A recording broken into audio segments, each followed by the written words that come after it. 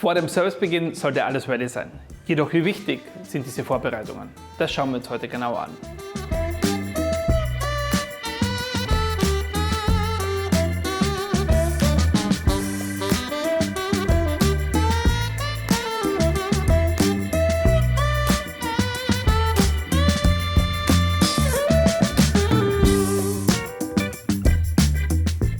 Herzlich willkommen zum heutigen Thema Mise en place oder Mist am Platz. Heute zu Gast Tobias. Hallo. Schön, dass du mit dabei bist, Tobias. Magst du dich mal kurz vorstellen, was machst du? Ich bin Tobias Janssen, der Küchenchef im Restaurant Jolesch in Berlin. Ich bin hauptverantwortlich für den Ablauf der Küche, für die Ausbildung der Azubis, die Personalplanung aller Angestellten. Das sind meine Hauptaufgaben. Ihr habt ein großartig laufendes Restaurant. Du bist seit 12 Jahren hier, viele Caterings, Restaurant boomt. Du startest heute den Abendservice. Bald ist es soweit. Schlechter Mise en place. Was bedeutet das für dich und deine Gäste? Für mich bedeutet es hauptsächlich Chaos und Stress. Und ich versuche natürlich, jeden Abend der ruhende Pol in der Küche zu sein, damit alle Angestellten normal ihre Arbeit machen.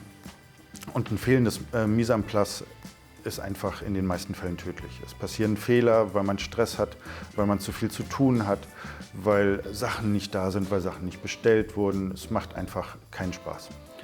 Ist Mise en place, würdest du sagen, eine Teamaufgabe oder kümmerst du dich da alleine? Ist auf jeden Fall eine absolute Teamaufgabe. Jeder versucht natürlich seinen Posten als erstes fertig zu machen, dass alles steht, und dann wird immer jedem anderen geholfen. Abendservice ist vorbei. Mise en place auch vorbei? Nie. Das Mise en place geht nach dem Service genauso weiter wie vor dem Service. Alles wegräumen, alles wieder ordentlich hinlegen, alles sauber machen, die Bestellungen durchgehen für den nächsten Tag, alle Functions durchgehen, was an Caterings ist, und dann natürlich den Ablaufplan für den nächsten Tag schreiben, damit man schon im Kopf hat, was man als erstes machen muss. Also sprich auch Bestellungen machen, damit du am nächsten Tag beruhigt reinkommst. Worin besteht der große Unterschied, Tobias? Mise en place, Küche, Service, aber auch Bar. Wie essentiell ist es für die Bereiche auch? Es ist für jeden Bereich essentiell. Die Arbeitsschritte sind natürlich komplett anderes. Der Barkellner muss keine Gurke schälen oder kein Schnitzel panieren, aber die müssen ja genauso ihre Getränke kalt stellen, gucken, ob jeder Wein kalt ist, gucken, ob genug Wein da ist, ihre Cocktails, ob da alles für da ist. Die Kellner im Restaurant müssen die Tische eindecken, gucken, dass alle Gläser sauber sind, dass das Besteck ordentlich ist. Das zählt für die genauso zum Mise en place wie für uns Gurken schälen oder Tomaten schneiden.